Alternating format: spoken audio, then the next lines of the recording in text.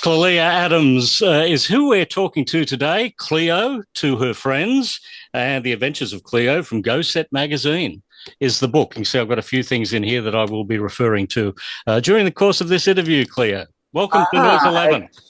Okay, I'm ready. Well, normally you're not the person that is being interrogated in interviews. You've been behind the scenes and maybe asking questions in the past. But thank you for getting out of your comfort zone and being confronted by the media. The media. Yeah. Thanks, Paul. Be kind, please. I keep reading that we can't be trusted anymore. Oh, dear.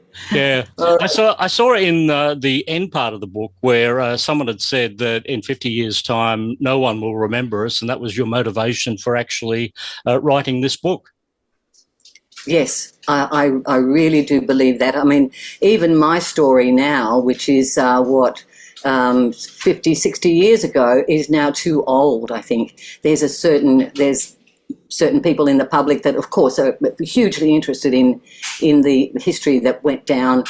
Actually, if I remember correctly, what was his name? Samuel J. Fell had a book out last year called Full Coverage. He actually cites Go Set as the first pop publication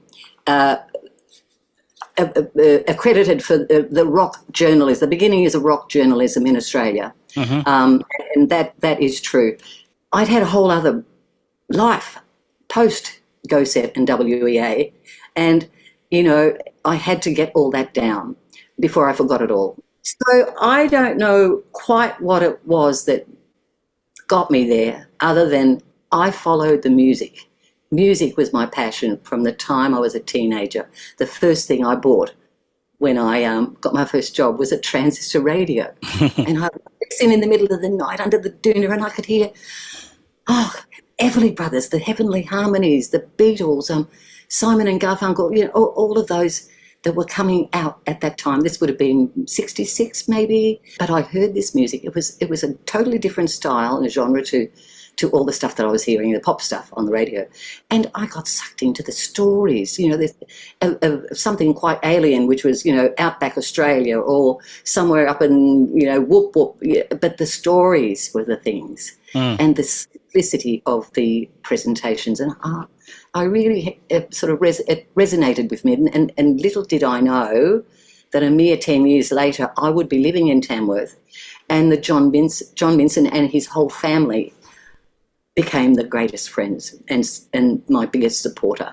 Wow! In those 26 years. Yeah, so let's fit a bit in. You jumped a decade. Then you need to go back and talk about the WEA years and some of the things that you went through with Led Zeppelin, with Yes, and Rolling Stones. Look, I have to really give complete credit to my assistant Annie Robbins, who kept all my letters from London home. Also, when I was at WEA, of course, part of my job was listening to all the American product that came through. Obviously, all the big names automatically were released into Australia. But there was a plethora of powerful young singer-songwriters that were coming through that my job was to listen to them, decide whether they had enough oomph to release in Australia, provided we put a lot of PR into it, or whether we just import a few imports and see how they go. And so, on my watch, people like John Bryan, Graham Parsons and Emmylou Harris, Jonathan Edwards, all these, I released those into Australia because they had great ravings from the US. And so, you have to use these guidelines to understand.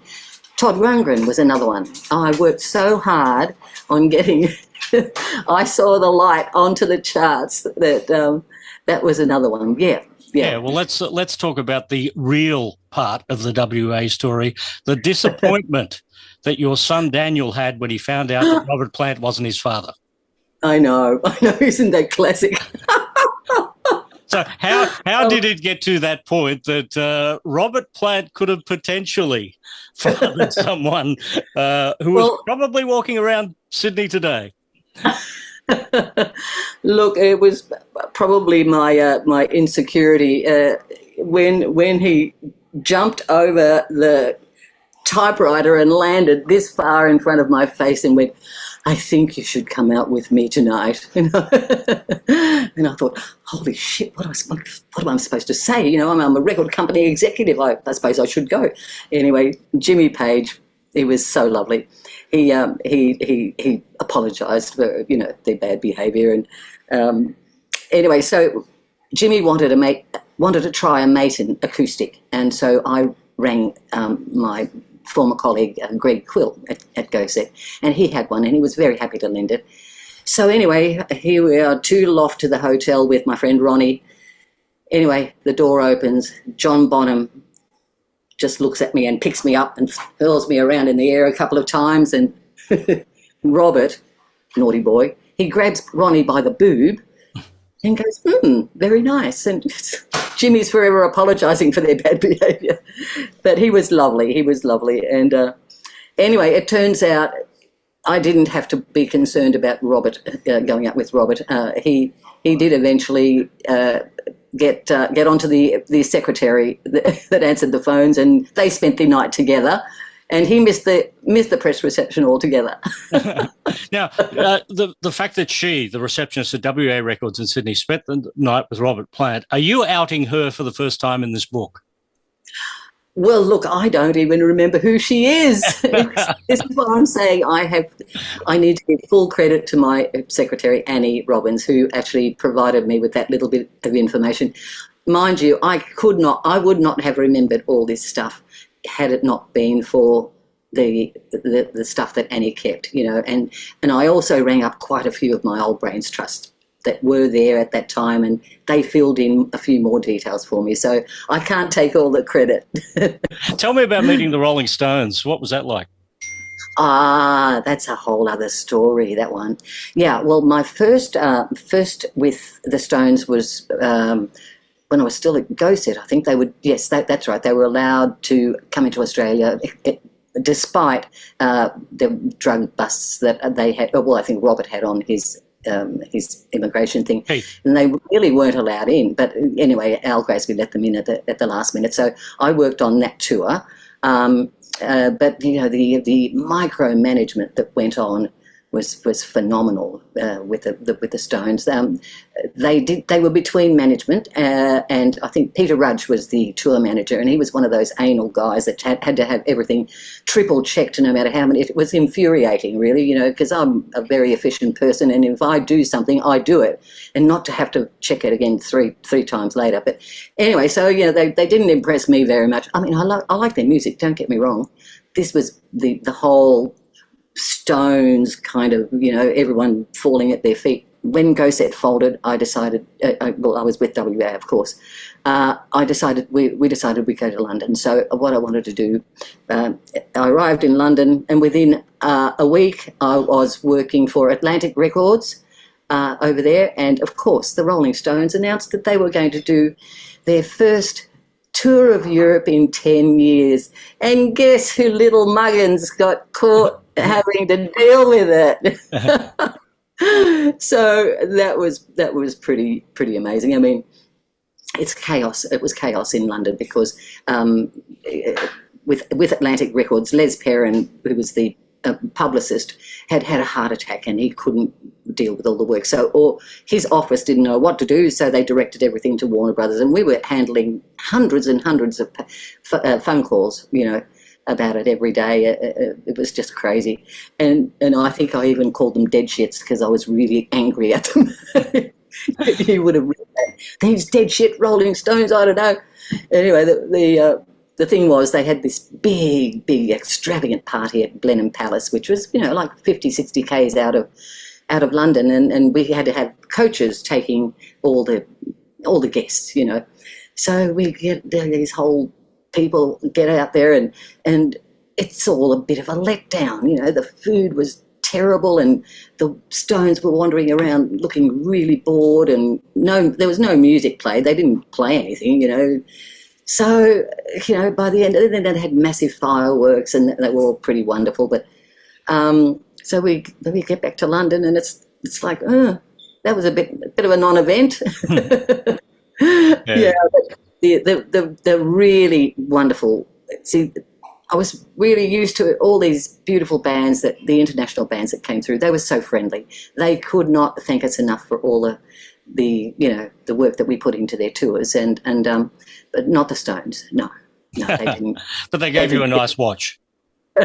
They did, but we all got one. We all got one of those Marquisite watches, and the Rolling Stones pin with the tongue, and it had little Marquisite diamantes or glass or something in them. But the ones that were really fantastic, of course, Jethro Tull, yes. Who else? The Yes Band. I actually made really, really good friends with them.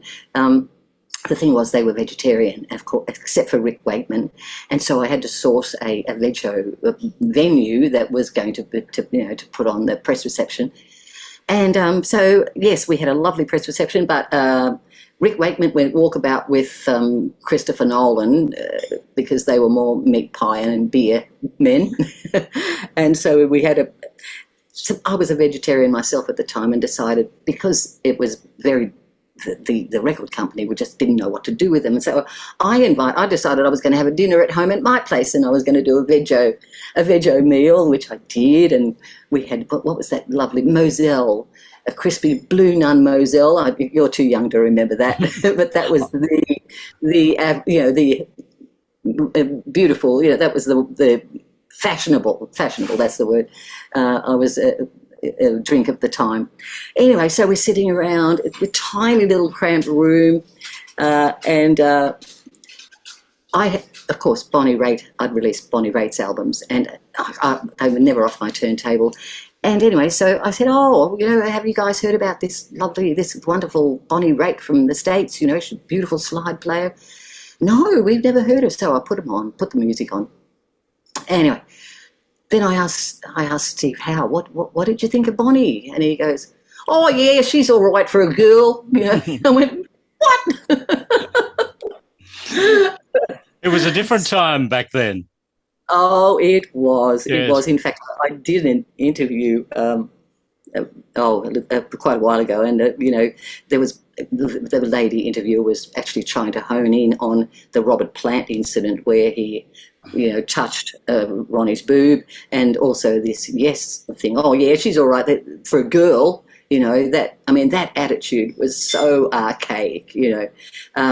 And quite a few of them have tried to turn it into a politicized agenda, basically. But they were different times. So much was just gleaned over and let pass, Yeah. for the sake of keeping, Those early days of Led Zeppelin, they were all in their early 20s when they came to Australia. That's right. For that one and only tour. And, I've been deep diving Led Zeppelin actually the last couple of weeks because of the movie coming out, Becoming Led Zeppelin, which I'm going to see again this afternoon, IMAX for the second time. But, you just have to go back and listen to some of those lyrics back in the day. Squeeze my lemon. It is no surprise to hear the Robert Plant stories from the man that sang that lyric. Yes, I agree entirely. Yeah. Let's get on to your recording career. I mean, at age 50, you decide that you're going to put your first album out, your debut album, at age 50, and you've had remarkable success with that in Europe. Yeah. Look, don't ask me how it happened. After all the WEA days, we moved to Tamworth. I'd heard there was a country music festival there, and I thought, okay, well, this could be interesting. But the reason why was because my ex-husband's father was a bank manager, a Commonwealth bank manager, who scored a post at Werris Creek, which is just half an hour out of Tamworth. And we thought, well, look, that's a pretty good place to go. We've got the family there. And anyway, so moving to Tamworth was, as I said, again, the beginnings. And my generation that was moving into Tamworth on a regular basis because of country music, we actually bought our own music. We bought the Eagles and Jackson Browne and Emmylou and America, all the West Coast stuff that was coming out. That's the stuff I took to Tamworth with me, which was basically a traditional, very traditional bush balladeer kind of, atmosphere of what the music that was being produced there. Anyway, I had an ear for harmony. As I mentioned, I was listening for harmony even with my transistor radio. And so I developed as a session singer. I started doing little session songs. And that got bigger and bigger as the years went by. Then my voice got stronger. My ex-husband formed a band called the New England Rangers, where we had 12 instruments and 7 band members, being able to reproduce all the new country music that was coming out of the States. And so we had this massive following, and as more and more of the counterculture arrived in Tamworth, we embedded all this music into the mainstream of Tamworth. And I actually got to be the backup singer in my husband's band, and I developed as a lead singer. It took me a while. It took me a while to get the confidence, but yes. And then I became a rock chick over that 26 years in Tamworth, as well as session singing. So I had one foot in each camp, but one in the traditional and one in the current music scene that was happening. And so when I was doing gigs and stuff, people would say, well, have you got any CDs? Have you got any music, And so I started planning. I recorded my first real solo album that was within the country mainstream, was Bring It On in the year 2000. But I'd moved from Tamworth then, and I felt ready to go my own way. I'd left that rock and roll world behind, and I'd moved to Mullumbimby in northern New South Wales, in the Northern Rivers. When you think of 26 years of living in drought, basically in Tamworth, and in floods, it was such a different life up here. And so from the Bring It On album, I started to release my music internationally as well. I was approached by Hillcrest in Canada, and they a compilation that releases music into Europe, into the US, into Canada. The first song I released got onto the charts. It's like, okay. So I thought, okay, I'm going to do that now. But I released both in Australia and in Europe. Europe took off immediately because they were more in with the traditional American genre, your Willie Nelsons, your Waylon Jennings, so that country style was huge in Europe. I had no idea. And as the reviews kept coming in, I just felt this seismic shift that something was going on in Europe. So I decided to release both into Europe and into Australia. And that's what I did. And so it built up, and basically by the third album, I think there were 6 tracks that went number 1 all over Europe at the time of release, and all were the most played songs of that time, when released. So, I followed, as I said, I followed the music. What came was that my style of music, what I was putting out, which was different I had a mix of old traditional country, new country, rockabilly, rockabilly and swing and all those other subgenres that go within the country music umbrella. And it struck a chord, and I think I was maybe the only one kind of doing that style. I don't know whether I was or not, but anyway, it went well, and it kept going until all the sickness arrived, which, brain tumours, burst appendix, hip replacement, it's like one thing after another. And you're stronger than all the health issues, and you're still here to tell the tale. I'm still here. I'm still standing. Yeah. Yeah. Well, I'll tell you what, if people want to find out all of these stories, because there's just not enough time to go through all of them, but that's what the book is for, Clelia's book. The Adventures of Cleo from Go Set, with some remarkable early history of the Australian music industry. And if they want to listen to you and the music you've done, it's streaming on all the streaming services. Get to the website, order the book. We'll put a link along here and people can jump on and order your book. And in the meantime, wonderful. It's been a pleasure to talk to you here at Noise 11. And you too, Paul. Lovely to meet you. And thank you so much for having me.